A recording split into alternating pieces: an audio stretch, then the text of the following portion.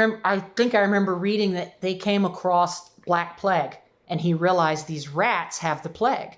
So he stored those rats and carried them up to like European territories and used those rats, like chuck them over this fortress, and he was giving people the Black Plague. And that's how, in some cases, he took, I believe I'm remembering this correctly, that's how he took some of these entire territories over. That man's smart as fuck.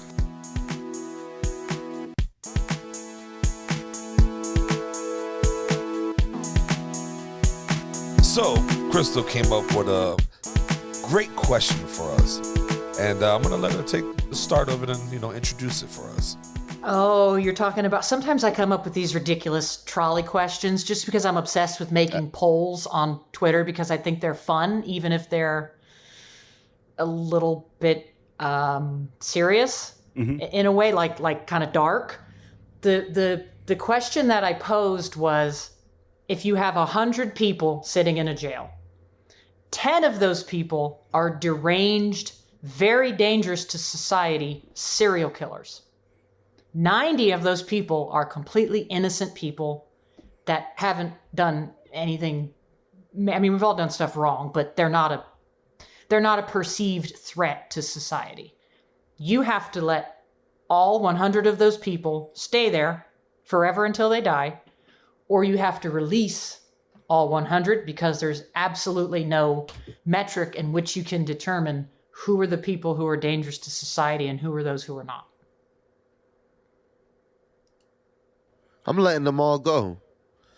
It sounds like El Mariel, this Cuban thing. There was this boat that brought 66,500 Cuban refugees, something like that, 12,000. And what happened was Fidel also released a lot of people from prison and put them on those boats as well. So a lot of people got raped on those boats. All sorts of shit happened. It was a short ride, but a lot of people, experienced some way or another. A lot of those people that went to prison went out and became, future drug dealers. Some of them owned companies. Some of them did but you know what I mean? Some of the lot that came over were from prisons and they were like criminals. So but that's what it sounds like to me. How much pain had to occur and how many other people were affected in order for that to happen. Mm-hmm. I think for the greater good, you should. I always like... You should what? Is Doey saying let them go for the greater good? Yes, I believe that was... He's going to release all of them. Cystal, I always like that you come on our show and you're like, I don't even know what I would talk about. I don't even have any topics ready. And then you spitball us like 20 topics and we're like, oh shit, every single one of those is a good topic. I just make everything up as I go. Yeah, I'm with Doey. There's that old saying that I've seen it attributed to like Ben Franklin or something, but like it's that old saying. It's like I would rather see 10 guilty men go free than see one innocent man suffer. And I'm kind of the same way. Like I think that rather than 90 people suffering unjustly in prison, you accept the risk. You let everyone go. This is like. From a pure philosophy standpoint, that's the answer. If we want to get deeper into it and go like, okay, let's say this is actually happening in the real world. What would you do? I mean, that shit is simple, right? You get released from prison, you're on parole, you're put on probation or something. You're put on some kind of like, supervisory thing. Yeah, but those don't exist only to make this that much more challenging. Obviously, this could never be realistic, but it's, I worded it that way and took away so many options because it's supposed to be that hard. Exactly. But yeah, I mean, like from like the pure philosophy standpoint, though, I'm with Doey. Like I think that it's better to have a little bit of pain from guilty people going free than the pain that you would have from innocent people staying in prison for crimes they didn't commit. So then let me ask each of you and Doey a question. What if those guilty people you let out killed your family members? What if it affected you? That's what I was gonna say. We got to up the ante in order for me my feelings to change, and that's a good one because personally, I don't want to lose anybody in my family. So Those 100 people are just gonna have to stay locked up. Sorry, I'm not losing my mom. Like, fuck out of here. First off, I didn't even answer before she threw the variable, so I'm gonna go with the first question first. They're all staying in prison. I don't give a fuck. I agree. Them 10 motherfuckers ain't getting out. I don't give a fuck. Second, they're all still staying in prison. I don't give a fuck. Like, ain't nobody coming out. You're in there. I apologize. Hopefully, your time is swift, but I am not releasing. It's for eternal. It's forever. What do you mean it's swift? I hope your eternity is swift. Like, Yeah. whatever. I'm not letting nobody out. No one's getting out. I don't give a fuck. Like, those 10 criminals, them serial killers are not getting out because those 10 can kill hundreds. If those 10 I'm kill with 10 Tony people on this each, one. what's the point of that? I'm with Tony on this one. The greater good, which are very hard fucking decisions to make. People in power that have to make these decisions, my God, because that's blood on your hands. I agree with Tony that the greater good is not, that's a calculated risk I'd be willing to take. But, Tony, I want to know what you think about this. My decision might change if people that I loved were innocent and locked up and I had to let them sit there forever. Bye. That would, really? It wouldn't change it? What if it was your son? That would change things. I am Genghis Khan. No. See, but that's my point is there's always at least one person we love so much, it defies all of the logic that we can produce. If it's my son, those 10 You're people gonna let him out. They will have to come out. They'll have to come out. See? I mean, so here's the other like side of the trolley problem That's that I so always like. selfish of me, Like- though. So Like selfish. let's say But that love is selfish. here, the other side of the trolley problem I always like is let's say that you are actually the person making this decision, right? You're making this decision of whether to let these people go or not. Does that make you culpable that these 90 people are just going to suffer and die in prison? Are you a bad person for making that decision? No. I mean, It's that's like- up to us to decide. I would feel bad either way. Neither decision is going to. I'm not gonna take either one of those decisions and be like, oh, I can sleep fine at night. No matter what decision I make, I'm either gonna have to live with. There are 90 people who are gonna be there unfairly, and their family is never gonna get to see them outside of that situation. And I caused that. That's on me. I have to live with that. But to me, that would feel less worse than the guilt of what have I done? What threat is going to happen? How do you know? It's what can I live with more than the other? Unfortunately, and that would fucking suck. Yeah, I think I would have to make that decision too. And if it was like a serious, like a life and death situation like that, the one for the many, I might have to let you stay locked up. Even it's such a hard decision, though. You know what I mean? Because like I have to see my son in prison, rotting for the rest of his life to save the millions or whatever. Damn, I love you, my boy, but fuck, I can't be that selfish. Like I can't. Damn, these 10 people are going to kill millions between the 10 of them. Well, These no, are the I'm worst just- serial killers no. known to man. I mean, you think let's say you got 10 serial killers, right? Like she said. How about each one of those kill 10 people? What the fuck's the point of like letting those people out? You just sacrifice those 100 that's already in there, right? That's it. But Let I think them it's out. okay to be selfish with love because that's what love can be. Because nobody wants, loss is the price we pay, right? To have loved wholly is to have loved fully, or whatever Kratos said. But like everything we love, we may have to lose. That's the reality of it. And yeah, we're all going to be selfish about that. Like a lot of us would be willing to do a lot of things to keep the people that with, especially a child. I feel like it's okay to, what Joel did was super selfish, but like, I get it. Like you can't, no human being is designed to deal with the pain of losing a child. Now I don't have children. I can just tell you as somebody who's watched people lose children, to hear a mother's scream because she just lost her child is the worst fucking thing in the whole wide world. Like it's so like the variables of that love, Tony, it's not selfish for you to be like, you know what? I love my son that much. This calculated risk has changed.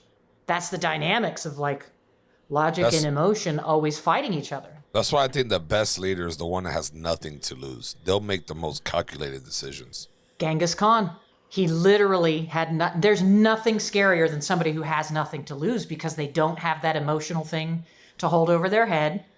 And they don't have that emotional thing that's holding them back. That guy was fucking awful. But he did what so few people building a dynasty in a god-awful, destructive, violent, murderous way could do. Yeah. And like the real fucked up thing about that situation is how many people in Asia have his genetics because he raped that many people. And he was just so awful. But I remember looking it up and I couldn't believe what percentage of like specific geographical areas had his DNA. Yeah, To this day. there are less zeros in that number than you'd think there would be. Like there's so many less zeros in that like percentage than you think that there should be in that percentage of people that have his blood. Whoa. Do we know what it is? Is there a way somebody can really quick Google it? Like, because I'm just curious. I am curious. I may look that up here real quick. And I mean, I don't know if it dilutes over time, but like the guy just, I mean, he was awful. He was Pretty nuts. Yeah, he was. But he didn't give a fuck because, like you said, Tony, he didn't have anything Nothing to live that he for. needed to give a fuck for. So if you talk about raw, calculated, tactical abilities, I'm not agreeing with what the guy did. It was fucking awful. Yeah. But he was such a brilliant tactician and was so successful because he never had to think about the emotional side of what he was doing. Holy shit! In the region where he was, where the Mongol Empire was active, it's like 8%. Oh shit! That's a lot. What? Worldwide, it's 0.5% of the current male population. Worldwide, 0.5. So in the like Mongolia, and I'm guessing surrounding areas of Asia, is 8%. That's what this article that I just read claims. That's massive. Yeah, that's nutty. I knew it was high. I mean, and I believe that's the biggest empire anybody's ever created before. So when he wasn't fucking, he was killing. Yes. And when he wasn't killing, he was fucking. Fucking. And he would like kill with, I think I remember reading that they came across Black Plague and he realized these rats have the plague. So he like stored those rats and carried them up to like European territories and used those rats, like chuck them over this fortress, and he was giving people the Black Plague. And that's how, in some cases, he took, I believe I'm remembering this correctly, that's how he took some of these entire territories over. That man's smart as fuck. But the thing that made him such a good tactician is that he never had any emotional. There were no he never accounted for anything emotional in any of the decisions he made. He was never, ever concerned about any of that, ever. So that's the difference. So in the next presidential election, if the candidates are Biden and Trump, and then the Decision Bot 2000 or whatever, the first artificial intelligence decides to run for office, y'all are voting the AI? Is that where y'all are going? Nah, I ain't voting that AI. I can't The control it. AI's going pure just logic though. It's looking at the decisions and it's just weighing the option. It's like, this is the best option. This is the one to go with. I think we'd get some options we wouldn't like. Terminator, bitch. We'd get calculated options. We'd get pure, logical, calculated options that wouldn't take into account any kind of human emotion or empathy. Skynet. There's too many ways that this could go wrong. No, that's a fact. Like, what if that computer said we have to eliminate human beings because the population is too high? You are the problem. This man starts saying. I mean, is it wrong? Because we're so No, I mean, it's not wrong. It's not wrong, right? If you want the world to survive, yeah, you're going to have to eliminate a couple 100 million. Okay. But, I mean, are we going to let a computer decide that? Like, do you really want a computer to decide that, not a human? But I think we know what a computer would decide. I mean, we have what, about 8 billion or close to it. Obviously, there's resource issues. Animals are suffering. The oceans are, the world's in chaos. There's a lot of people. I would assume a calculated decision by a machine would probably remove, I'm guessing, a couple billion, if I'm being completely honest. I'm not saying this is what I would do. Nobody, Crystal's gonna fucking genocide the world, Thanos snap. No.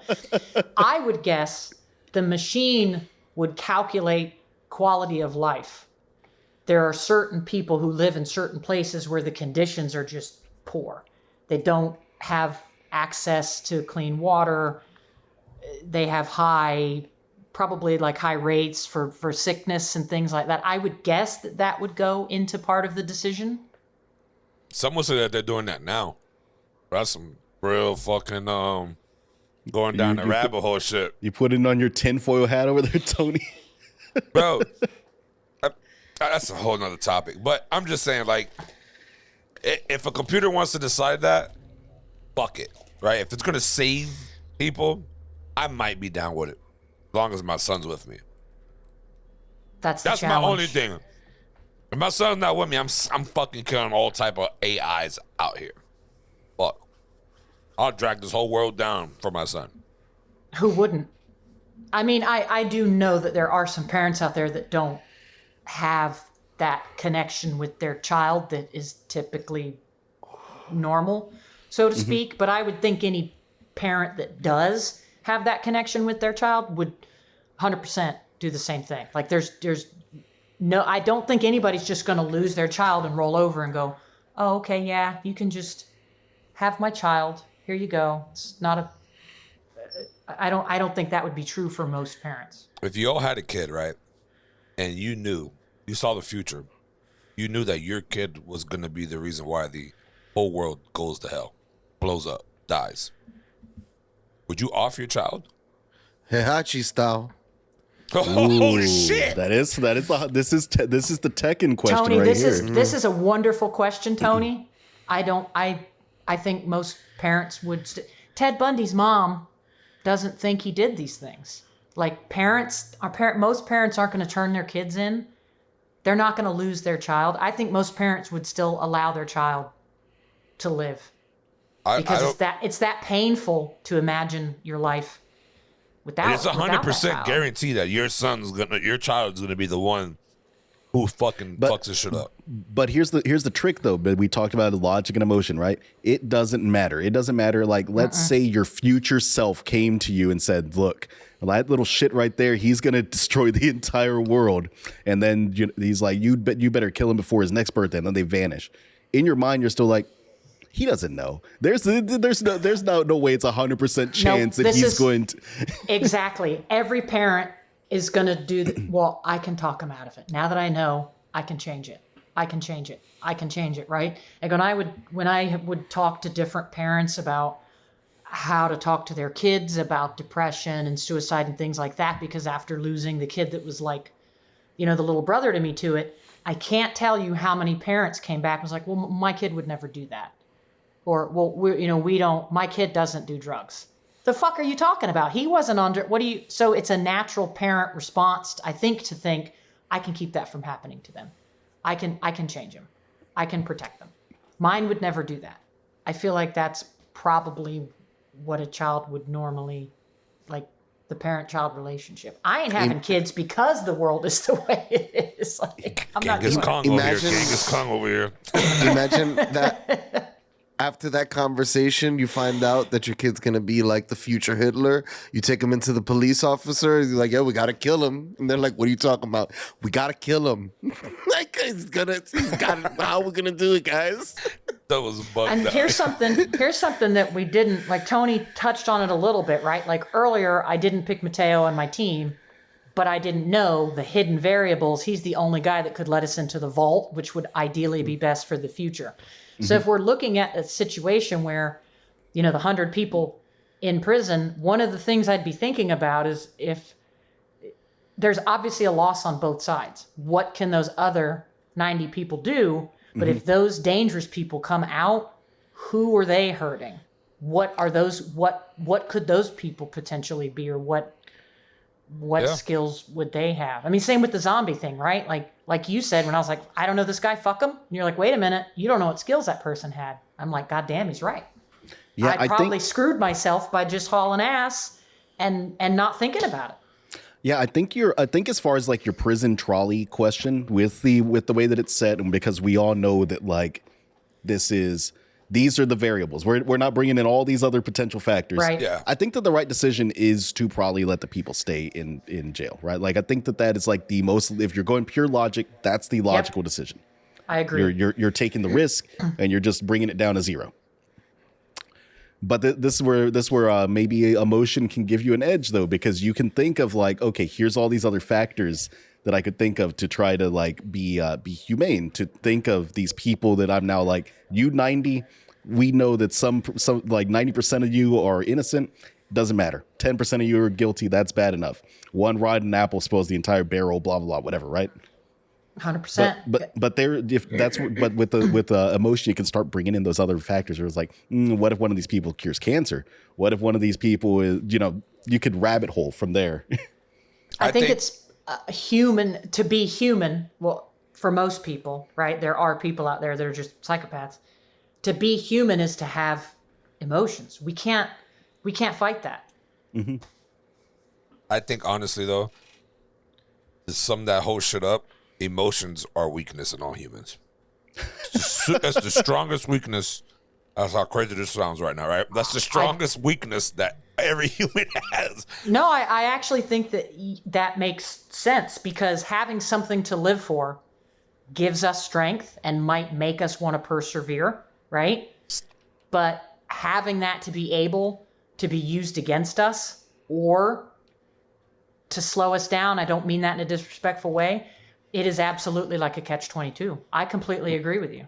Well, I mean, it's like Doey's buddy that he was talking about, that he was giving all these scenarios, and the dude's like, nope, death. Nope, death. I'd unalive myself immediately. Yeah. Maybe he was just looking at it the most logical way, though. He's like, you have a 1% survival chance, and here's all this bad shit that can happen, or you just opt out right at the start. Maybe he's just going pure logic, and that was the way that he was processing it. I've had these kinds of conversations with friends and family before, and I've absolutely heard that statement as well. There are people, it seems to be, some people are clearly divided between the nope, fuck that, I'm not willing to do it, I'm off in it, and the people that are like, nah, I'm surviving, here's what I'm gonna do.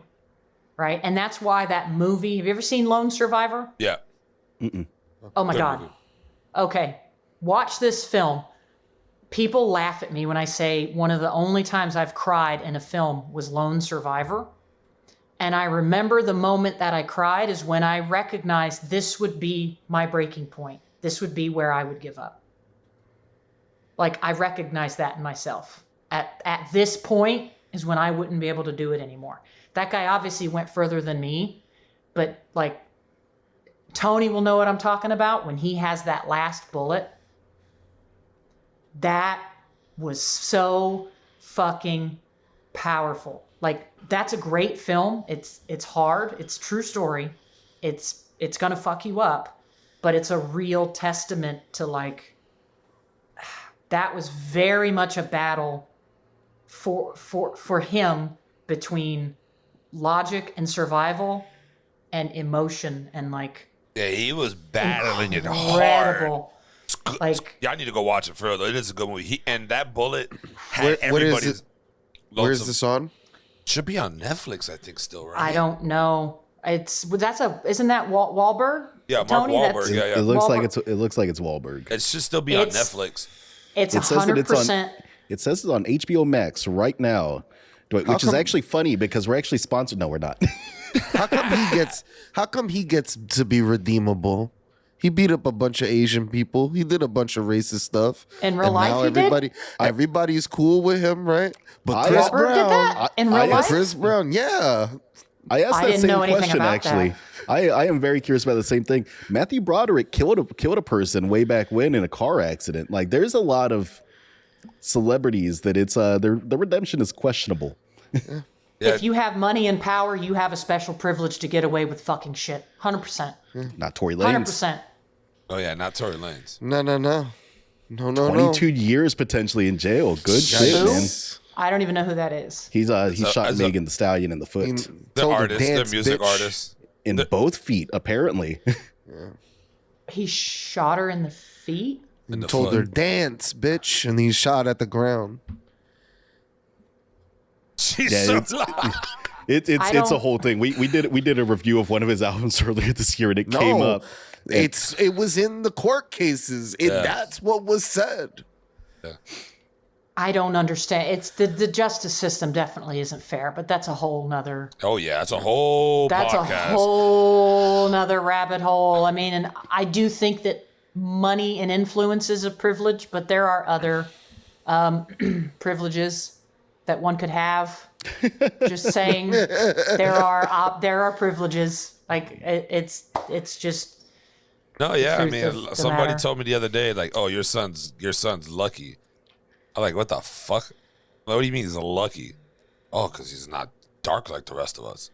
Like, bro, you're so fucking dumb. I was like, I get it what you're saying, but you're dumb, bro. Like, don't like the way you thinking is that's why this shit's still how it is. You know what I'm saying? Like, you gotta get out of that mindset. Yeah, because my son is white. He doesn't look Spanish, but it's just like, bro.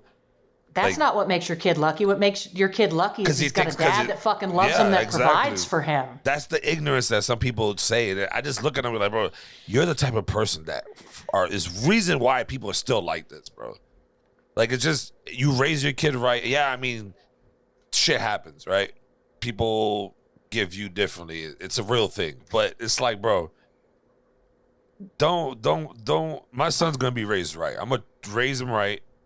And shit happens, but don't be bringing that shit over here and saying about, now this segues into what we were just talking about. Hate is an emotional reaction. That is, yeah. So like racism or homophobia or prejudices that are harmful, those are emotional reactions.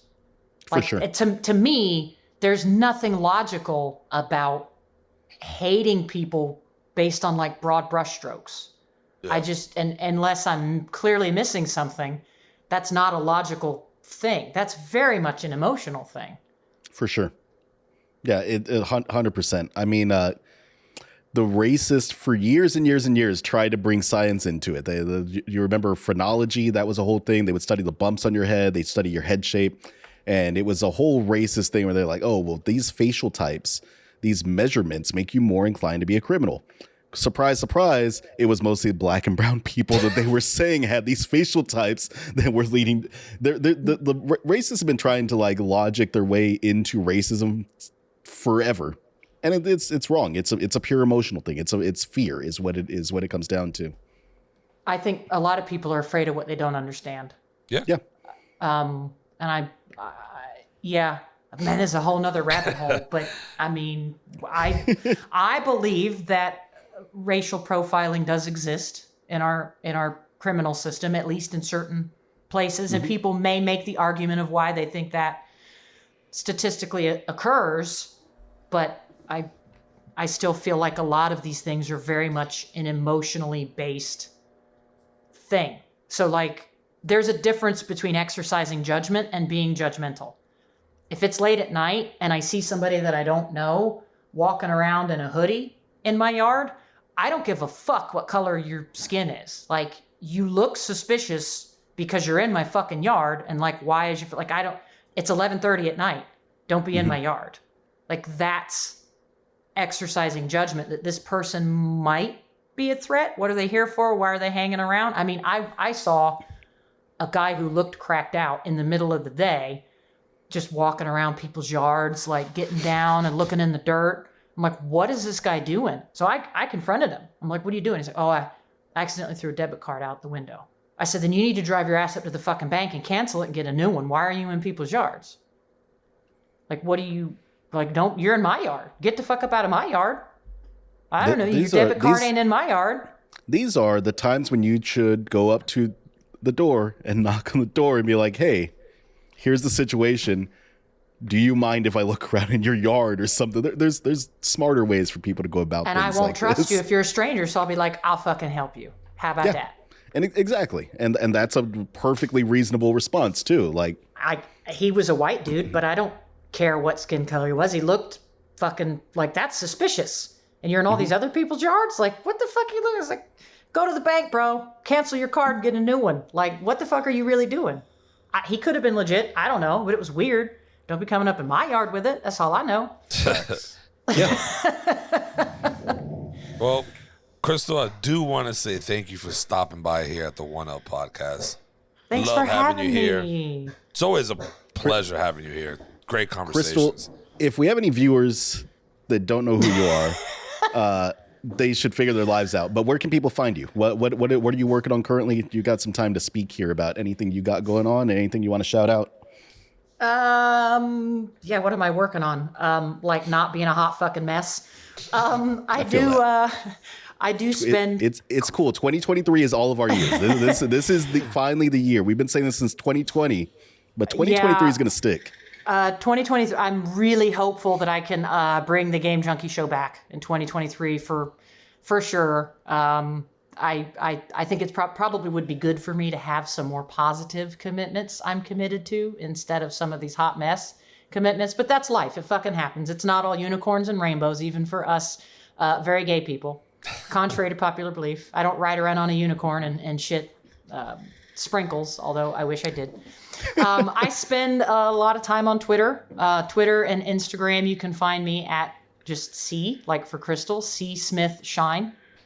That's probably the best place. And you can find where I'm at on YouTube and other places through... It's listed somewhere. I don't fucking know. I actually don't even know. Mateo is like my historian.